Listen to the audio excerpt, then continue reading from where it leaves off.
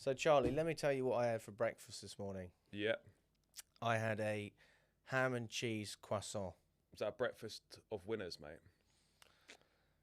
I wouldn't classify Chelsea as winners, generally speaking, at the moment, but we are winners. Well, we are winners. We are winners at We the are moment, aren't we? winners. Well, mate, that's what we do. I don't think that's what I don't know if that's what we do, but No, we do. Yesterday we well, did it. Sometimes we do, mate, but not always. Yeah, I don't know where it came from yesterday, mate. Mate, I haven't felt like that leaving a game since Spurs away. Like that feeling of just like you sort of smashed and grabbed in the last minute, or you've beaten like a main rival or whatever. You're just like the feeling you get when you come out the ground is like you can't beat it, mate. It's honestly, people talk about all sorts of things that gives it an amazing feeling. There's no better feeling than seeing your team win in the last minute. They're literally, you can't find a better feeling in the world, I promise you. I think it's better in a way than Spurs because Of the pressure and the like the situation surrounding everything. Because bro, it was bad. Like I mean, look, I'm all for supporters venting their frustrations at full time or at half time or whatever. Rightfully boo the players off. I thought it was a bit much with the wanker stuff at Maresca. I thought that was up for me personally. I thought the I'll be honest. Even I didn't. No, I didn't chant do it. I did some booing. Don't get me wrong, because it was unacceptable. But the wanker stuff, that for me, when you start getting personal, I'm not on board with it. Yeah, that's the thing. There's a fine line, isn't it? You've got to appreciate that these are still human beings. It's nothing like what happened with Graham Potter. Do you remember all the stuff that happened with his fan? It's not quite like that. But once you start crossing that line and getting personal and talking about things unrelated to football, very, very difficult to come back from that. On both sides, from a fan perspective and also from obviously a management perspective as well. Because Maresca could have actually handled that very different, when he reacted in the press. And I actually agree with his decision not to celebrate with the fans. I don't think it's a big deal. Well, I think that, do you know what? Let the players soak it up. They did soak it up. They were brilliant atmosphere at the end. And ultimately, Maresca's still not got a good relationship with the fan base. So I wouldn't want to be sitting there celebrating with Maresca. I'd have mixed feelings about it. But you can guarantee, right, if he had celebrated, people would have accused him of, you're taking that moment away from the players. Yeah. Why are you making it about you? It's almost like he can't win. He doesn't celebrate. He did a little bit, and then he left and he left the players to it, which I think is the right thing to do. I agree.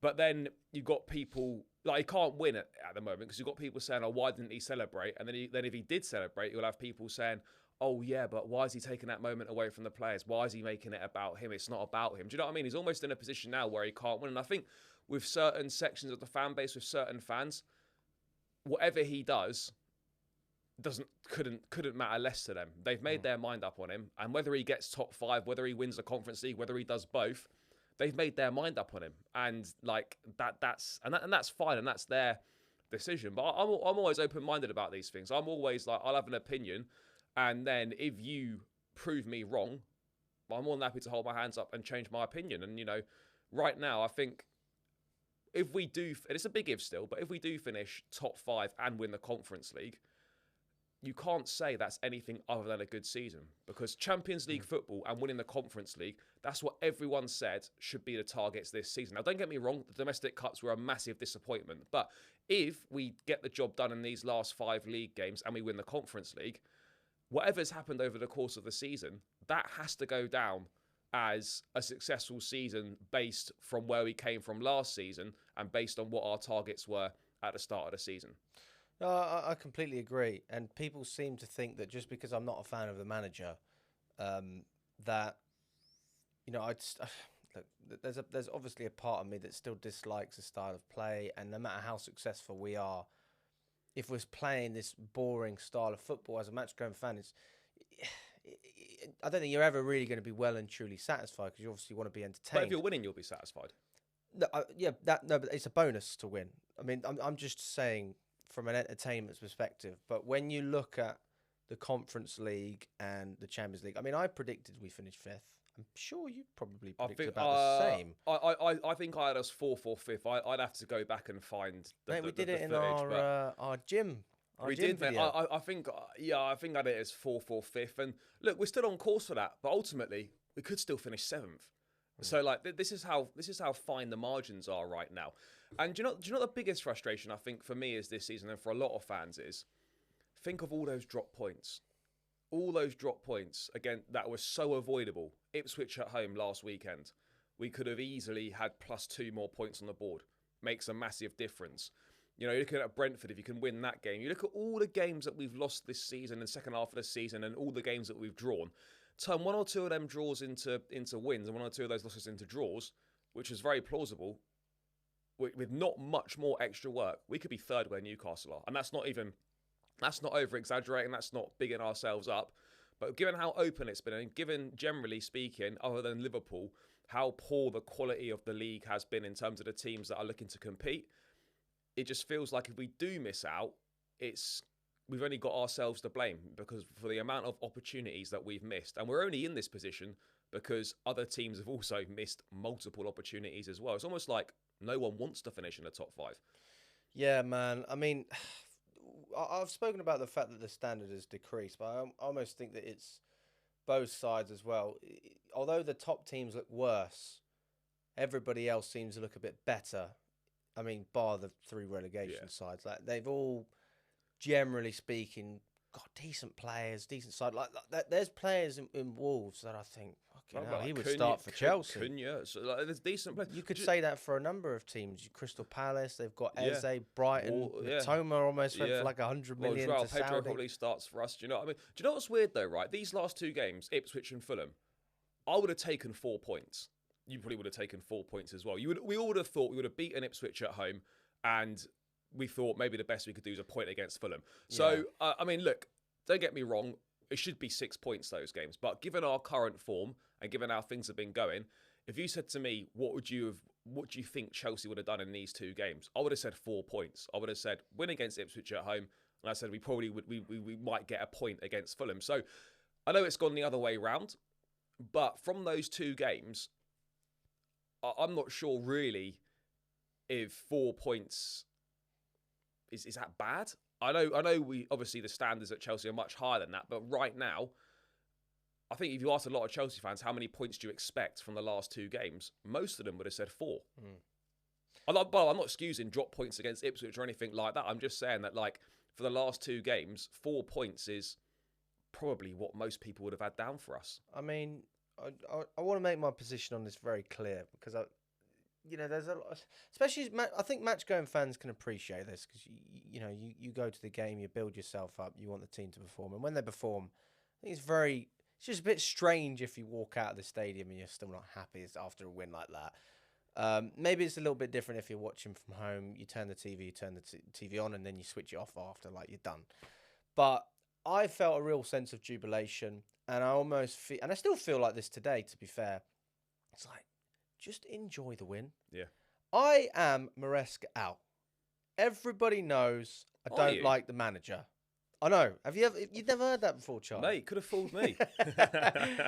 But I'm not here to criticise Chelsea FC getting a win when it matters. I have not got... when it matters. That's another conversation. I mean, honestly, I think Champions League was over at Brentford. But look, the fact that we can still entertain the conversation in itself is a nice thing. It's a good thing. And it doesn't make me a brown envelope to celebrate my team being successful. I don't like the manager. I think the sporting directors are useless. I think the owners only care about their pockets. And I think the players, to be honest with you, I think they're a little bit better than what they've shown over the past 4 months, which is, again, why I've been very critical about the manager. But, look, what Maresca did, the way we set up, number of question marks. I mean, we can break that game down from the beginning. Honestly, Charlie, I actually think I need to rewatch the game just to really get a sense of what I did see. Because sometimes when you have such a great win, it almost blocks out that realistic part of you, which then goes, that still wasn't really good enough. Well, I mean, look, I think I said it to you after the game yesterday. We're at a stage of the season now where it's points over performances all day long. When you're at the business end, just got to get the points on the board any way possible. But if we are to look at the performance in general, for 80 minutes, we were pretty shocking. Like we have to be honest here. We were pretty poor for 80 minutes. That first half, we hardly created anything. Second half, we created a few more chances. Leno made a decent save, I think, from Neto in the second half, and we had maybe one or two opportunities. We were a little bit better in terms of chance creation in that second half, but ultimately, mate, we were, and this happens sometimes, and this is why you have top players in your team, because they can produce moments of brilliance and moments of individuality that can get you over a line in a game which, quite frankly, probably didn't deserve to get over the line in. You know, it's that instinct from Tyreek George. It's that instinct from Neto. You know, two brilliant finishes that, quite frankly, just kind of almost come from nothing. But yeah, we have to be real. The performance wasn't great. It wasn't. Let's rewind a bit, and we'll start from the beginning and look at the first half, and then obviously we can touch on the way we ended up winning the game. Let's look at the lineup to start. Me personally, I saw Reece James in there. Immediately, I thought, because it was a strong lineup, no doubt. It was our strongest team available. Very strong lineup. Strongest team available. But I thought to myself, I didn't understand why. Like, I've not got a problem with starting Reece James. But again, this is another example of Maresca contradicting himself. He said he will never play Reece James twice in the space of whatever it is, a week or 3 days. Do you know what I mean? Europa, a Conference yeah, I think he says the Premier... plan. He doesn't want to use him every 3 days. But I think that they are building him up. So I didn't have an issue with him starting. And I just thought to myself, why did you play him in the Conference League if you were then going to start him? Just based on what he said in the past. Looking at everything else, obviously, we knew Sanchez was going to be in there. We had Chalobah, Colwell, Cucurella, like pretty standard. Midfield, usual. Yeah. Palmer's in there. And then we had Neto, Madueke and Jackson. Yeah, it's the strongest team available. I had no issues. For me personally, I had no issues with the team. It was our strongest available. Obviously, bar Fofana. Lavia, obviously, coming back from injury. He was on the bench but didn't come on. Doesn't surprise me that Lavia didn't play. Strongest team available. So yeah. I had no issues with the team selection at all. But yeah, the first half was awful, mate. You know, we were lucky not to be one down in the first 5 minutes. Obviously, that goal was ruled out for offside. But God, you know, we didn't create much. Probably our best opportunities when Neto put a ball in a box and Jackson just couldn't get on the end of it. Yep. Other than that, there was very, very little in the way of opportunities. And the goal that we do concede is so poor, so poor. Reece James, I don't know what he was doing. Was he just complacent on the ball? Why is he not getting a shout from anybody that he's going to get that someone, I can't remember who it is now, but someone's closing him down? No shout from anyone, no awareness from anyone. Like, Reece, you know, you haven't got that much time on the ball. You need to get rid of it, put it out, play it back, whatever you need to do. Reece loses possession in a dangerous area. It's one pass pretty much, and then Iwobi sticks it away. Nice finish. And it's just that just kind of sums Chelsea up this season, or certainly this second half of the season, conceding goals like that. Yeah, man. I do feel for James in a way, because obviously you don't expect things like that to happen, and they shouldn't happen from his standpoint. This is something Don said to me. He was sat next to me during the game. He said, you know, we always speak about Reece James being a world-class player, but world-class players don't make mistakes like that. And that also brings me on to talking about Reece James under Enzo Maresca. Like, I have not seen Reece James perform to a world-class standard this season. It's been difficult for him this season, you know. Look, I think on the thing that world-class players don't make mistakes. All players make mistakes, but world-class players don't make mistakes on a consistent basis, and the mistakes are very rare. Let me rephrase then. Sorry, because maybe I probably haven't articulated myself. No, I know what you mean, but like, all players make mistakes. Like, Messi makes mistakes, Ronaldo, like, the best players in the world make mistakes. But I think what you expect when you call someone world-class, you expect a top level of performance most weeks and mistakes to be an absolute minimum. Now, I think it's clear that we both know, all Chelsea fans know, this Maresca system does not play to the strengths of Reece James, and it does not play to the strengths of Malo Gusto. There's no surprise this season that we've not really seen that many good performances from either of those players, because this system is not set up to play to their strengths. That's just the reality of the situation. I think with James, you know, look, he's played a lot more games than he played last season, which is a massive plus in terms of his fitness. But, you know, when you think of Reece James, what do you think of? You think of him bombing up and down the pitch. You think of him putting balls in the box. You think of him scoring goals and whatnot. This system does not allow him to get into those positions. It doesn't allow him to get in. I mean, how many times this season really? I mean, look, someone in the comments might correct me if I'm wrong, but like just thinking now, at the top of my head, how many times really have we seen Reece James this season, other than from set pieces, be a threat in the final third, getting to the Very byline, rarely. putting crosses into the box, picking up those positions, like and scoring goals? We don't see it very often, and like it's a bit of a dilemma right now because you've got on his day when he's fit, playing at his best, absolutely a world-class player and arguably the best right back in world football. But then you look at it and you just think he's just being wasted inverting into midfield. It's just a complete waste of him. You know, you're almost at a point now where, like, the idea when Reece James was fit that he wouldn't start would seem alien, wouldn't it? Yeah. It would seem alien. Now you're almost thinking it's not even a surprise when Reece don't start. You know, it's almost like now if it's Reece or Gusto, to a degree, it almost doesn't matter that much, which is crazy. You know, yeah, I agree with what you've said. He is wasted away in that position. Also, Gusto as well. I mean, we just the weird thing about Gusto is Gusto was good yesterday, by the way. Yeah, he was good. and then he gets injured. Yeah, he'll miss the rest of the season. But he was good.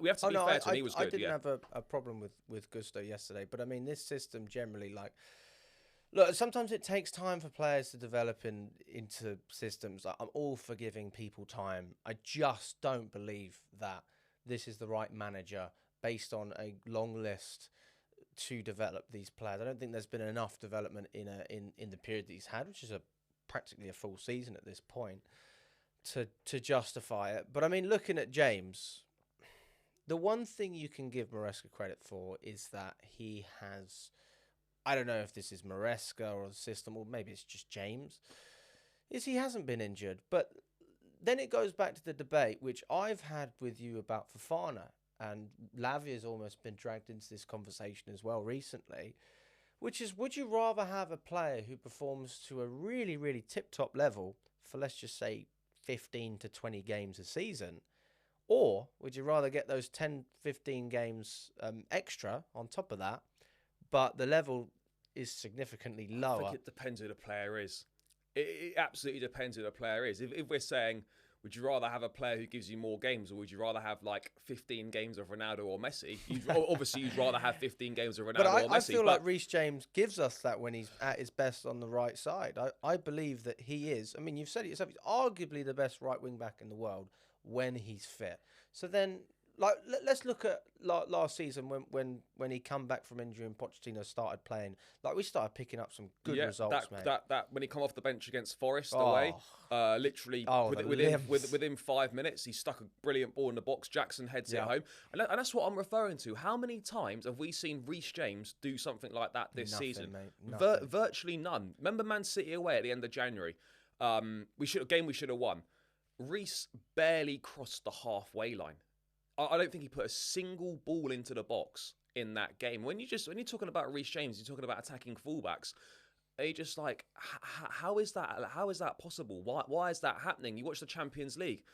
Look at what PSG's fullbacks are doing. Hakimi and Nuno Mendes both popping up, scoring goals. They're up and down the pitch. We've got players who are capable of doing that. You know, why not?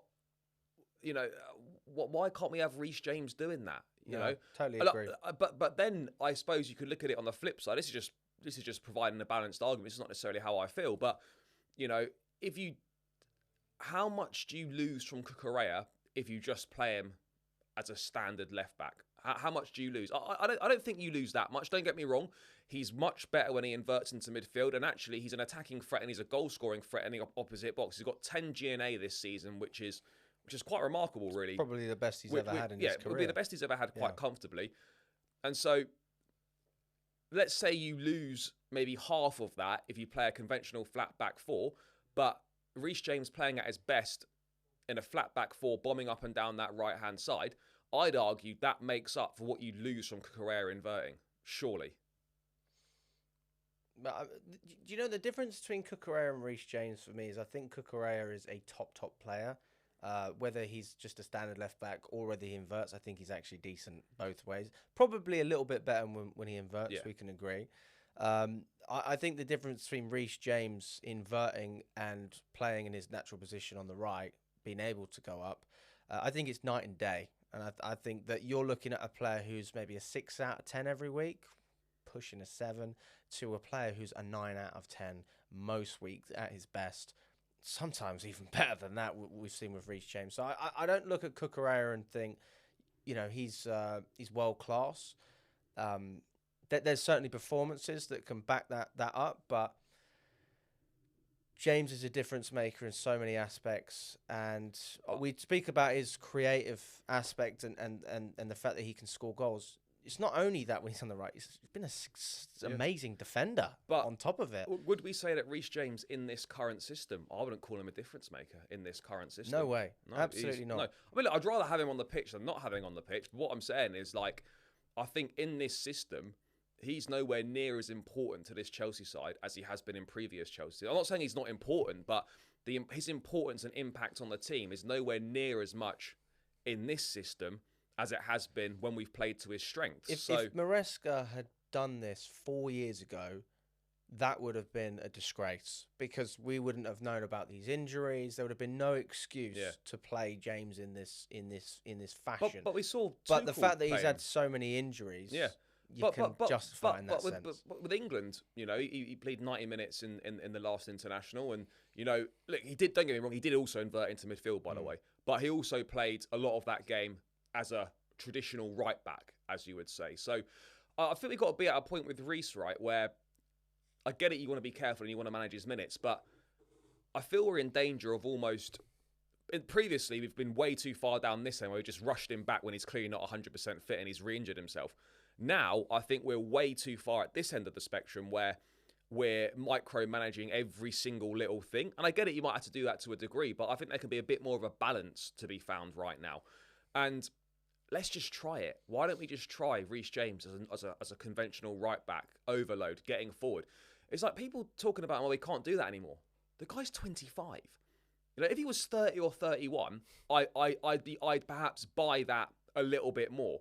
But I'm just not on board with this idea that at 25 years of age, you're telling me that Reece James can't play as a conventional right back and can't get up and down the pitch. Maybe he can't get up and down the pitch like he was when he was 22, 23 or whatever. But you're 25. Oh, yeah, I think Charlie, he can still get up and down the pitch. I mean, slightly different example.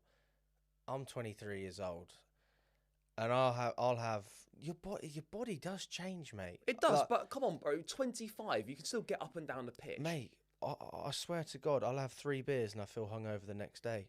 When I was 21, it wasn't like that. No, sure, but mate, that's not running up and down a Premier League pitch. But yeah, little bit different example, but no. But I'm just saying, like, your body does. Sure. And he started playing at a very young age as well. He was playing at this level for a while. When did he break into the team? Was he 18? No, maybe 19. He was probably maybe 20 or something, maybe because he broke went in to Wigan, didn't he? He broke in under Frank Lampard first when Frank Lampard first comes. So it was 2020. It was a 2021 season, wouldn't it? It would have been that one. So Frank Lampard's first spelling as manager was when Reece James broke in. So he would have been around the 20-ish mark. So yeah, look, his best is obviously we know his best football was under Thomas Tuchel. We know that, but I'm not saying that he can get back to doing that. I'm not saying he can't get back to doing that, but I don't know. I just think you've got to find a balance, and I just feel the balance right now is too far down this end in terms of, and look, I don't have access to all the medical data. I don't have access to all the training loads and what his body's going through and all that. Absolutely not. But I just can't help but feel we could find a better balance with Reece, and we could maybe try him, in terms of seeing and doing what he's best at. So yeah, it's a difficult one, but mate, going into next season, I know obviously we've got to finish this season, there's those important games left, but if Maresca's still here next season, that's a big issue that needs to be solved. Like, are we just going to continue with this system and just hope that James and Gusto can adapt and get more used to it and get better at it and impact the game in different ways? Or if they continue to struggle, we've got quite a big issue on our hands. Yeah, I mean, I just moving on, I don't think Sanchez was a massive issue yesterday, but no. Another big conversation, especially coming into the summertime, is our centre-backs. And me and you, I don't know if we agree on this. I personally don't think we should be building this team around players like Wesley Fofana. I actually think that's some of the worst business, spending 80 million for a player that is constantly injured. No doubt when he's fit he's our best, but players like Tosin have been able to contribute just by being there. So it's very difficult for me to look at next season and go, well, we'll have Fofana back. You can't We've build got to around sign the players that are multiple injured. centre backs to get this team to a level where we can say that they are competent, they are capable, they've got those leadership qualities as well. Because I look at the majority of centre backs we have at the moment, and this is an argument that I haven't made, but I think I would make it now. Is we just don't have enough quality in those positions. I agree. I look at Colwell. I have been underwhelmed this year. I look at Badia Shield. It's not Never much. really been, a great player for us. Toss in rotation option, like we signed him on a free. As a fourth choice centre back, I've got no issue with it. Yeah. No issue with it at all. But it's not good enough. Disasi's off. Like we know he's not going anywhere. Mate, we've got this is the thing, right? There's going to be a lot of change in central defence over the summer because if we break it down, right, Aaron Anselmino, he'll go out on loan. I don't even know he'll ever kick a ball for Chelsea. But Anselmino, the young Argentinian kid, he'll go out on loan. You'd imagine that Disasi will 100% leave the football club. I wouldn't be surprised if they look to try and get rid of Chalobah again. I think there's a high chance that Chalobah could leave. Even Chalobah, mate, he's playing for a mid-table side before we pinched him back, and I've been underwhelmed by him as well. I think he's not. He's been all right. He's mate. been all right. Look, he's been okay. But that's not good enough. No, obviously not. But look, if you're asking me, is he good enough to be a starter for Chelsea week in, week out? No. But could he be a squad player? Yeah. Absolutely. Yeah. Like what I'm saying is, right, if you're going to have 5 centre backs next season, for example, right? Okay, five centre backs, which I think you probably need 5 centre backs if you're competing on 4 fronts. I honestly think that probably Tosin and Chalobah could be 2 of your options as like 4th and 5th choice. And then you have Fofana, maybe Colwell, and you go and sign someone, whether it's a Mark Gurhey or a Dean Hoyson or whatever it might be. You could maybe have that as your 5. But I honestly think, mate, there's a strong chance that 3, maybe even 4 centre-backs leave the club this summer. I think there's a huge argument for Tosin and Chalobah to both be sold. But I agree. Tosin for the reason that we sign him on free. That's but pure Tosin will have and the same with Chalobah. We'll have suitors. I mean, I really wouldn't be surprised. I think Disasi's definitely gone. I wouldn't be surprised to see Chalobah go. I think there's a high chance Badia Shield could also leave. And then you look at, I don't think Badia Shield and then you look at Tosin. I think that 3 or 4 centre backs could leave. Who's going to pay 30 odd million? But for Badia I think you could see 3 or 4 centre backs leave the club this summer. And then don't forget we've got that Mamadou Sarr, the 19-year-old kid coming in from Strasbourg who we agreed to sign in January, who's a centre back. What's the plan for him? Is he going to go and be part of the squad? We're not going to loan him back to Strasbourg again, are you? Because he's already been there. So I'm not quite sure what the plan is. Well, you say that. We've done that with what's his name, Washington. Sure, but I mean, I don't know what the plan. I don't know what the plan is with him. And then you're sort of thinking you've got Acheampong in the mix. You like. Chelsea really like Dean Hoyson, the 20-year-old at Bournemouth, who's, don't get me wrong, is a very good player. But I'm just sort of sitting there and I'm thinking, guys, what's the plan here? Why we don't need another young, inexperienced centre-back. We need someone to come in to lead that back line and to marshal that back line. And Hoyson isn't the guy to do that. Now, look, if we're going to sign 2 centre-backs this summer, I've got no issue with Hoyson being one of them and then maybe Mark Gurhey's the other one, or you go and identify sort of another more experienced player with leadership qualities who can come in and lead that back line. But if we're just signing 1 centre-back, I'd have concerns going into next season with Fofana's injury issues and a lack of experience and know-how if our 1 centre-back signing was Dean Hoyson. Because despite his talent and his ability, this is a guy that still has a lot of inexperience. And this is a guy who, yes, has played very well for Bournemouth this season, but has also at times made a number of mistakes and has also at times been run ragged by a number of centre forwards. So I would take issue with him being the only signing. If you're going to sign Hoyson, that has to be one of 2 centre-back signings, in my opinion. I mean, I think all of these, like everything we're talking about, this is not it's not about football, mate. It's all about finances. I mean, Vega's coming back, so maybe he has a part to play. We know he wants to play as a centre back. Thing is that Whether Maresca thinks that's going to happen, Vega's a something strange else. one, right? But Because just let me finish. But like everything that we've spoken about, you say, what's the plan? The reason we can't fathom this footballing idea of what we're building is because I just don't see that anything is for football. Everything is with profit in mind, resale value, secure contracts, low wages, and that puts us in a position where we have a safety net as a club. If a player doesn't perform to a certain level, we can get rid of them. Someone else can afford their wages. Or if we bring someone in, we know that we can flip them for a profit straight away. Tosin is a great example of that. Vega as well, actually. If you look at the loan fee we got for him, think another 6 million and we've broken even. So everything that we're doing has profit in mind as the forefront. And even Dean Hodgson, for example, at Bournemouth, I think he's a good player, mate. I would take him at Chelsea. I don't understand this criticism around him. But if that's the only player you're bringing in, that creates this huge issue of never having any stability. Because even Tosin, right, who is one of the leaders in the dressing room, you sell him, you've replaced him with a player who's 6-7 years younger anyway. Well, this is the issue. There is no footballing structure here. This is a structure of it's real estate on players. By the way, Todd Bowley has actually mentioned this himself. He said this publicly. He said that when he looks at the youth team, he doesn't look at the players. Please tell me if I'm wrong, but I'm trying to quote him. He doesn't look at the players as people. He looks at them as assets. Our youth squad. They are assets. They are pawns in a game.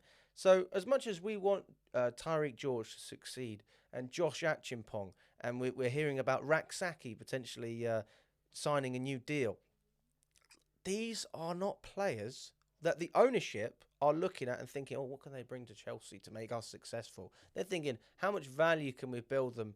Can we build up in them so that they can be flipped? And then we'll end up signing another 15-year-old from God knows where. And apparently that's part of this long-term process. But I just don't get it, Char. I don't get it at all, man. Like, let's say you were dating a girl. All right, things are going well. I don't know. You've been together 4 years now, similar to Chelsea and Clear Lake. At some point, you got to fucking stick a ring on it. Or you just, Otherwise, or she's you gone, move, mate. Or you move on, find the younger one. And then there's resale value there, innit? You trade in when they're going to get to 28. You trade in for a 21, and you go That's again. That's Leonardo DiCaprio, mate. Oh, no, but the concerning thing for me is though, mate, is that we talk about the amount of the turnover of players, right, and how much work still needs to be done on the squad, and how many holes are in the squad still with the amount of money spent. We're just chatting about the centre backs. Then we're talking about just in one position. A lot, like a significant amount of turnover yet again with players in, players out in just one position. That's before you've even got to the wide areas of the pitch as well. So I'm looking at it, and for me, surely we have to get to a point, well, we should already be at that point, where you have a complete squad and anything you do is like a one in, one out.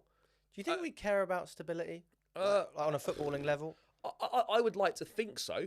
I would like to think so, but at the same time, I'm sort of like the actions that we're seeing don't necessarily lend to that trail of thought. But I'd like to think that we do, but ultimately the proof will be in the actions that we take as a football club. And it's hard right now to see with the actions that we have been taking that we are fussed about stability. I mean, look, the proof will be in the pudding. We'll find out over this summer and whatnot. But I just find it staggering how we're in a position where we've invested so much money in the squad, signed so many players, and yet we're in for another significant overhaul again this summer. It's mad. We should be in a position where we're literally looking to add one or two bits of quality to improve the first 11. And then any players you do make is like a one in, one out situation. But I still think we're a long, long way from that. And this summer is so important. We don't need any more squad players. No more squad players, no more project signings. We need signings to improve the first 11. Because we spoke about this the other week after the Warsaw game. There are too many players who are starting and are important players of Chelsea right now who should be squad players. And that's the issue that we've got. So we don't need to populate the squad with more squad players.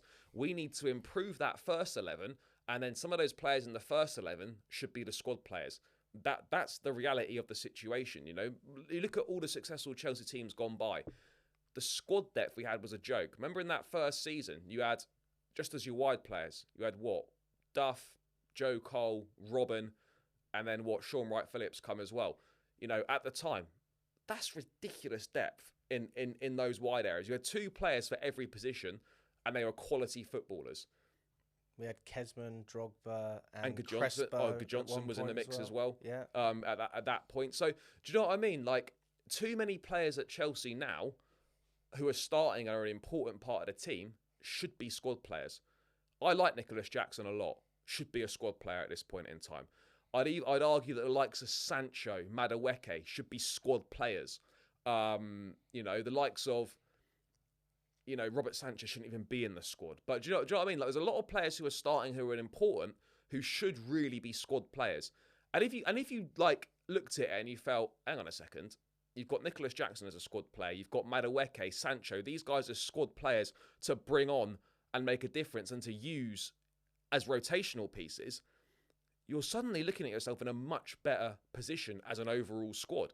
And just on Sancho, by the way, I was very anti him in terms of like form right up until the last few weeks. I wouldn't be bothered if he got rid of him. He's not delivering.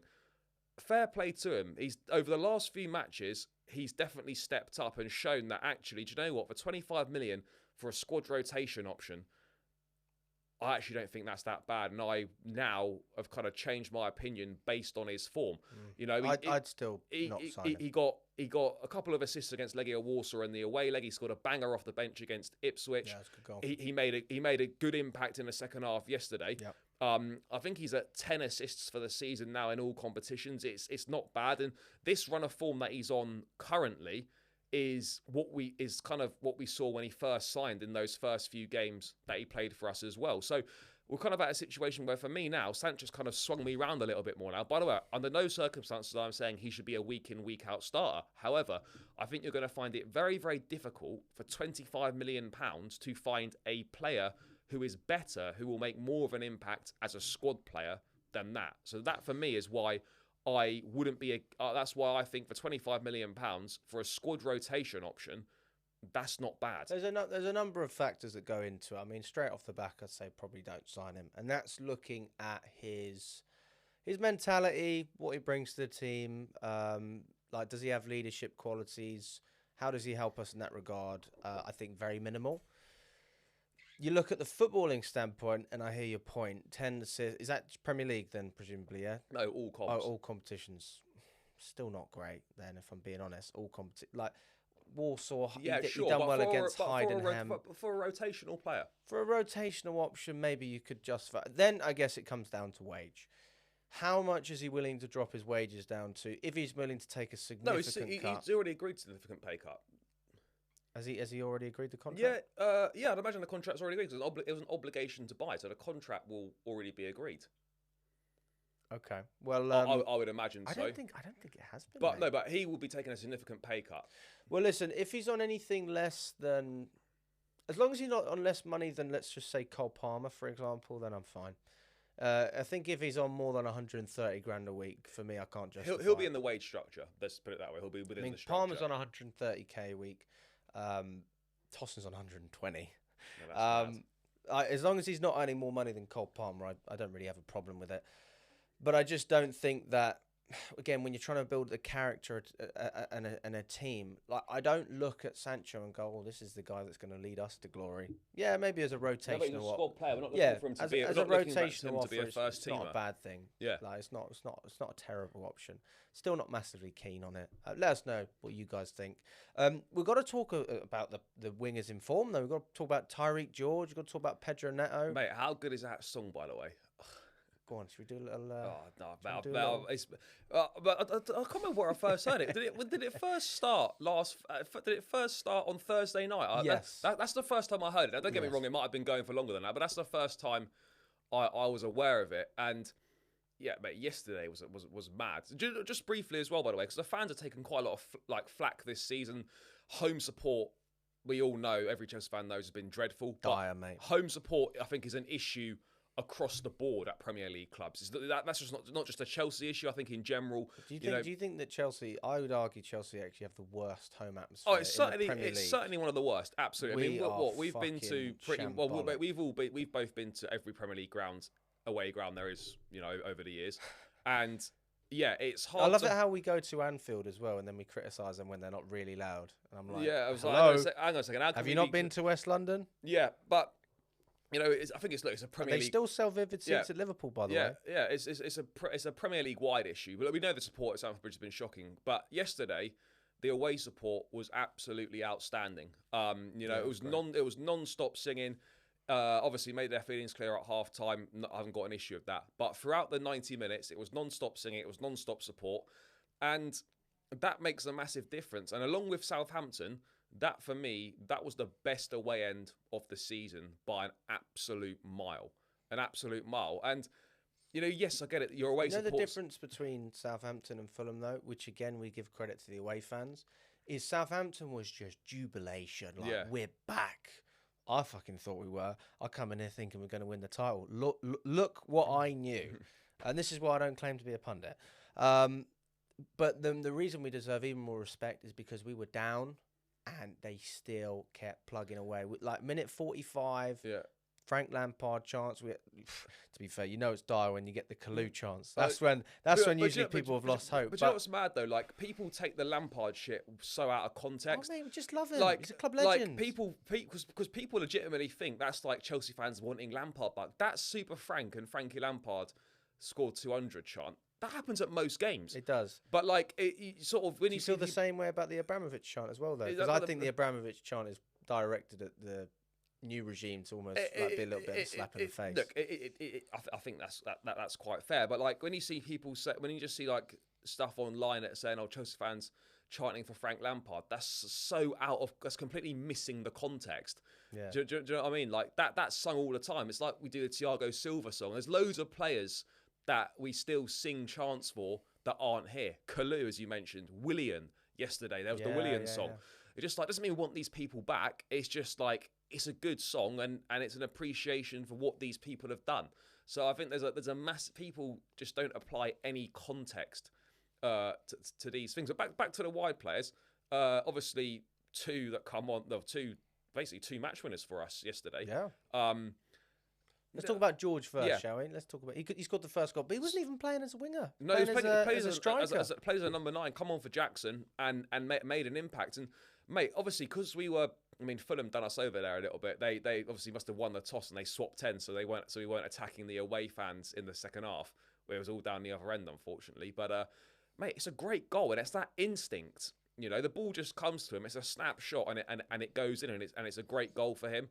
First Premier League goal for him as well. Fantastic moment for the youngster. Mate, I remember sitting here with you and others like weeks ago saying, "Oh, he should be starting ahead of Sancho. He should be getting Premier League starts," when Sancho was obviously not playing well.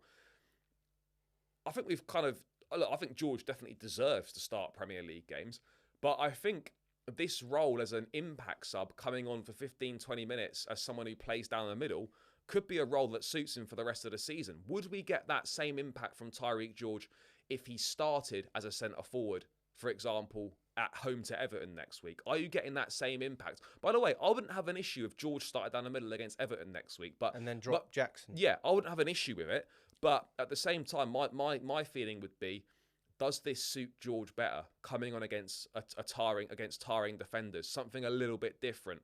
Would you get the same impact from him if he was starting as a centre forward? That's what I'm not sure about. Do you know what? Any young player that gets their opportunity, I think that they'll take whatever they can get. And it's like Achimpong. You play him as a centre back, he'll be happy. You play him as a right back, he'll be happy to play. We saw it with Mojeca when he played away at Copenhagen. We just didn't get him into the game. Well, I mean, a little bit different. I don't blame Mojeca for that. I mean, that's more of a team concern. The one thing where I'd say George is probably a little bit better in that sense is because we know he's a little bit more nifty.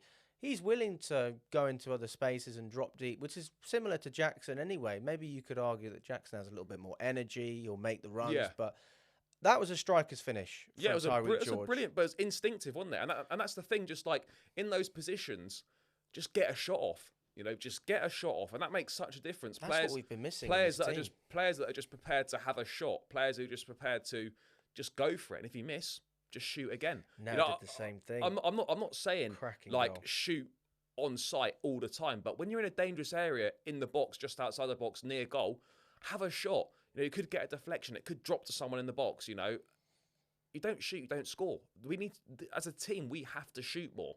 And this is a brilliant finish from Instinctive. And look, fantastic moment for him. You know, the fans chanting the song throughout, and then at the end as well, full time. Really great. You know, for one of our own, he's obviously worked so hard to come through the academy into the first team squad full time this season, and is getting the rewards for his hard work. Now, we talk about players being here next season.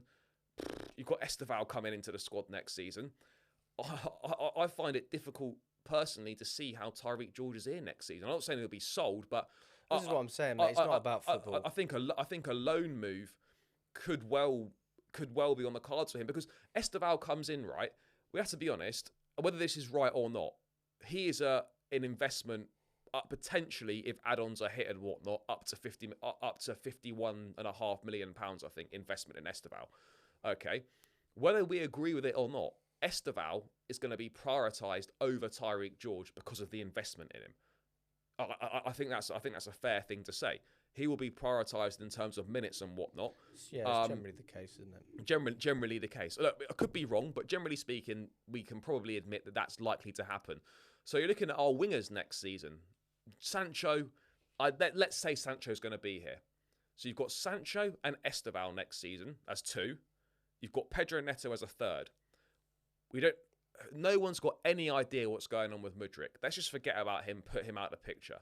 Okay, so you've got Sancho, Esteval, and Neto. As well. Madueke, there's rumours about him being sold potentially. But let's say Madueke's still here. That's four. And then you have a fifth one. Chelsea want to sign a winger this summer.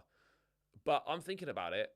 I was like, if you've got Neto, Sancho, Madueke, Esteval, why couldn't George be that fifth one? Why go and spend 30, 40, 50 million quid on another young kid, sort of 20, 21, 22 years of age, when you've got someone like Tyreek George who's producing? Why can't... Maresca wants 5 wingers in the squad next season. Why can't George be that fifth option instead of going and spending 40 or 50 million pounds on another 20, 21-year-old?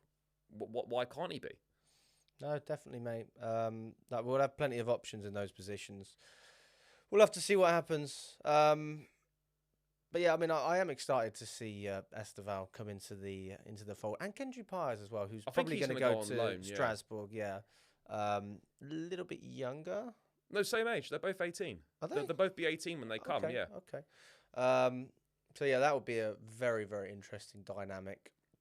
But I mean, ultimately, like when we talk about all of this squad planning, I just don't see where the football brain is thinking that this is the right way to approach things, to basically flip a winning team, try and put your own mark on it with these young players, and then just do the same thing over again. Like, that doesn't seem like a sustainable way of running a football club. I guess only time will tell, isn't it? I think this. Well, I mean, time has. I think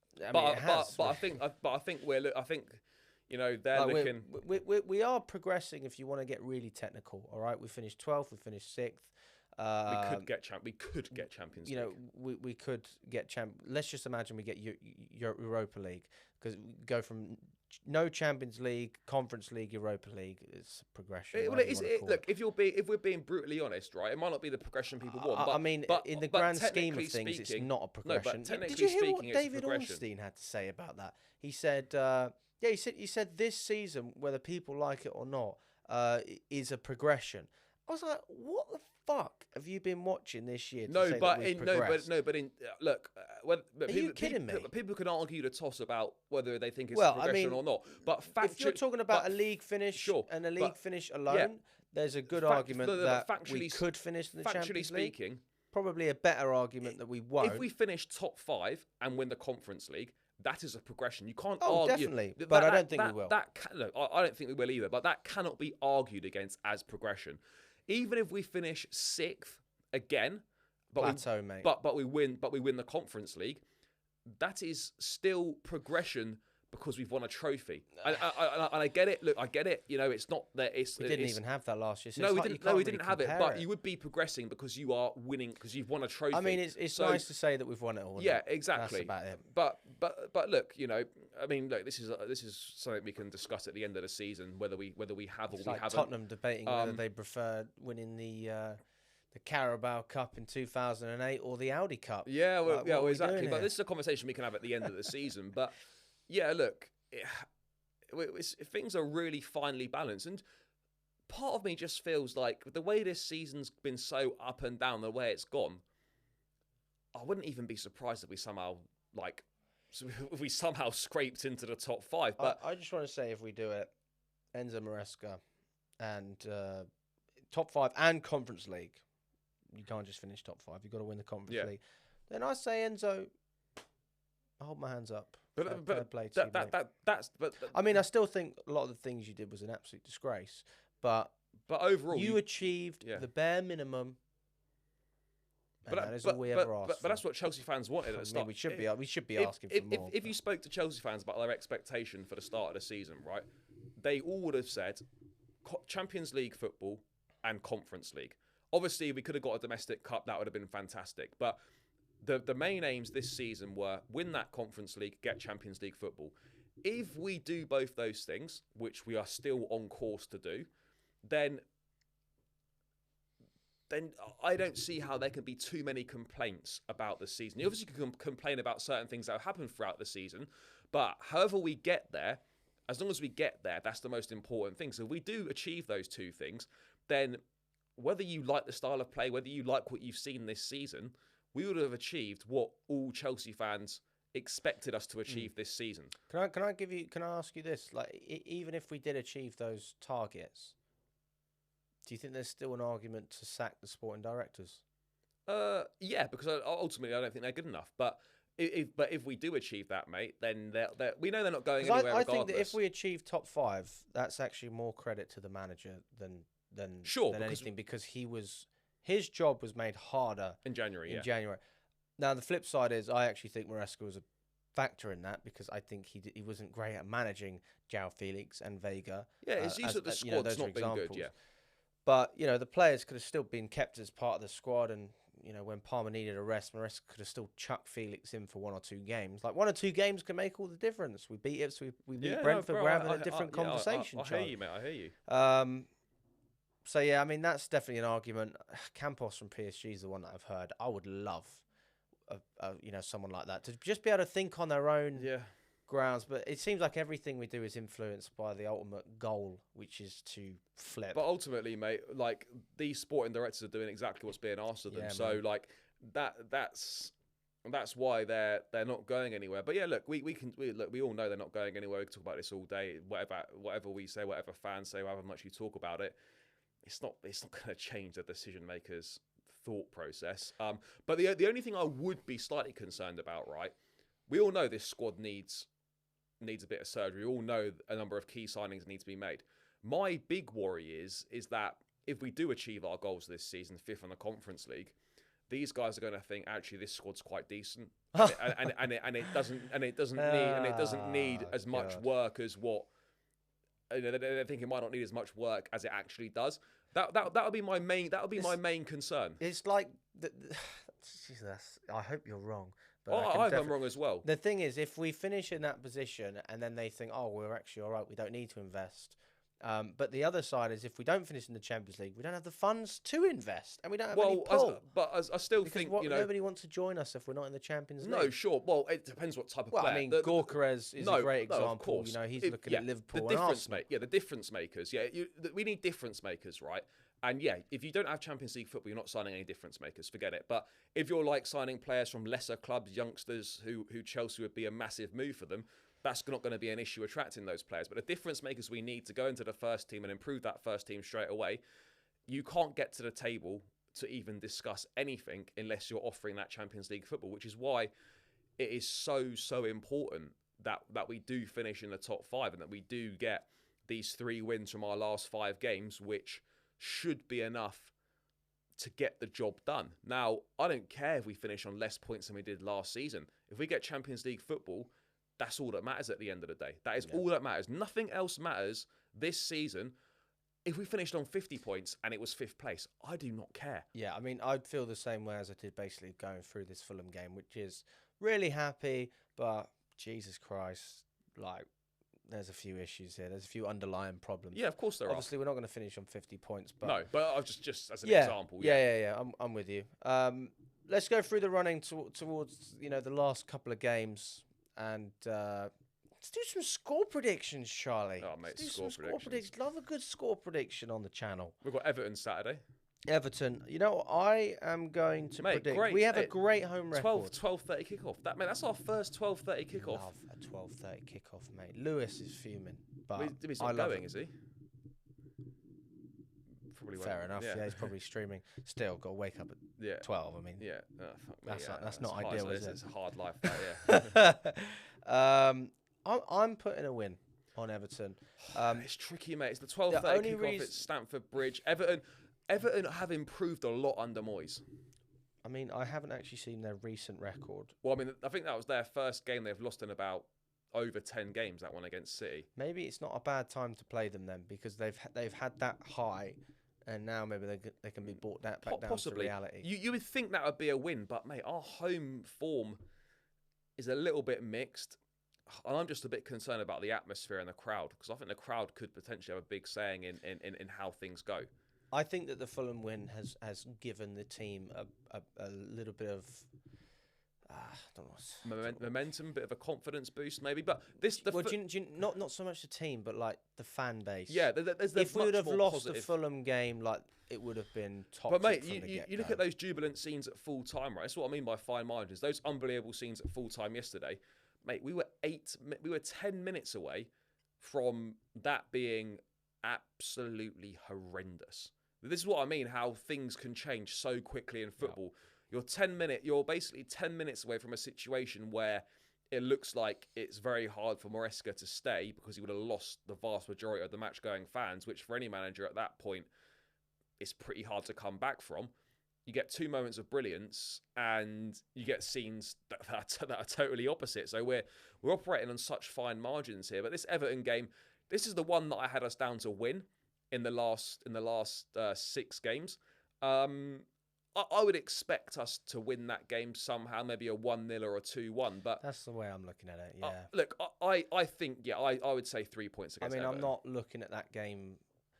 Like, everyone wants to talk tactics. Tactics is obviously I'm not important, asked about but tactics right sometimes now, yeah. you just got to look at it and say, I've got a feeling. Yeah. And look, I saw us win 6-0 last year. Look, Yeah. Sean's not there anymore, but I think we beat Moisey as well. We beat Moisey 5-0 West Ham last year. Go. Yeah. So but yeah, look, I think we win. I think we win this maybe like a 2-1 or something. It'll be close, by the way. are you going to Sweden? No, I don't think so. Come on, mate. You've got to try and make the trip out there, no, Charlie. mate, I'll just watch it on You're a plastic. No, plastic, mate. Yeah, I know. Plastic. I'm not going either, to be fair. Yeah. Double plastic, mate. Double plastic, mate. FC. We're doing Jura Gardens. I mean, I don't think I've ever seen them play. I'd imagine we'd win that. My dad called me this morning and was like, I booked the flights, Alex. When am I going to meet you in Sweden? I was like, I'm not coming. I'm not going. He was like, what? You're not meeting me in He Sweden. honestly Yeah. booked the flights thinking I was definitely going. Yeah. And he can't. We can take a friend. No, he can't refund We can them. take a friend with him. I think he's going to ask someone else to come. Yeah. So, sorry, Dad. Yeah, sorry, Dad. But we're going to America. Yeah, well, that's Club better. World Cup, Well, mate. that's All better. about the money. That's all about the money. That's better, mate. That's Mate, better. Club World Cup. Mate, How much money did you get for that? 38 million just to join. Serious money, mate. And that's mad. But look, yeah, obviously we beat. I imagine we beat Everton, and then the game after that's what Liverpool at home. If the title's won by then. The thing is though, there's an opportunity. There's a situation where they could win the title at Stamford Bridge. Yeah, we'd be fucked if that's the case. I mean, what's worse, giving them a guard of honour before the game, or them winning the title at our ground? I'd say winning the title at Stamford Bridge is worse. I'd rather have the guard of honour than them winning the title. Yeah, I'm totally. Although, I mean, mate, can you imagine the limbs if we beat Liverpool and they didn't win the title? I'd celebrate hard. Yeah, but then I mean, no, mate, they're going to win the title. It's a low standard, mate. The title's done. Yeah, the title's done. Liverpool home. Maybe we get a draw out of Yeah, that. draw. Newcastle away, loss. Loss for sure. United at home. I'd love to say a win, but It's got like a it draw in doesn't all matter over it, how hasn't it? crap United are. Our just general form against United in the Premier League is dire, and I don't know why. It's just terrible. Look, it should be a win, but let's go with a draw, and then Forest away. Loss. I think loss as well. So Welcome to the Chelsea channel of positivity. No, we're just being realistic. So, what's that? 1 win and what? 3 draws? I'm no 1 win and 2 draws and 2 losses. And 2 losses. Yeah. I mean, how many points is that? 5 points more. Not enough, mate. Not 5 enough. points. What is that? What are we on now? 57. We're on. We're on 57 points. 5 more points. Puts us on less than last season. That puts us on 62. 62. That puts us 1 point less than last season. Yeah. You as I said yesterday, we need 3 wins from 5, basically. 3 wins from 5, and that's why the home games are so important. Win those home games. Win the 3 home games, and I don't think what you do against Newcastle or Forest matters. That's the position we need to be in. Yeah, no, I'm with you on that. Guys, let us know. Do you agree or disagree with anything we've said? Do you still think we can get Champions League? I mean, what do you think? Let us know. Subscribe to the channel, like the video, subscribe to Charlie as well. His video's going to be his channel's going to be in the description. And bring on Everton. Let's do it.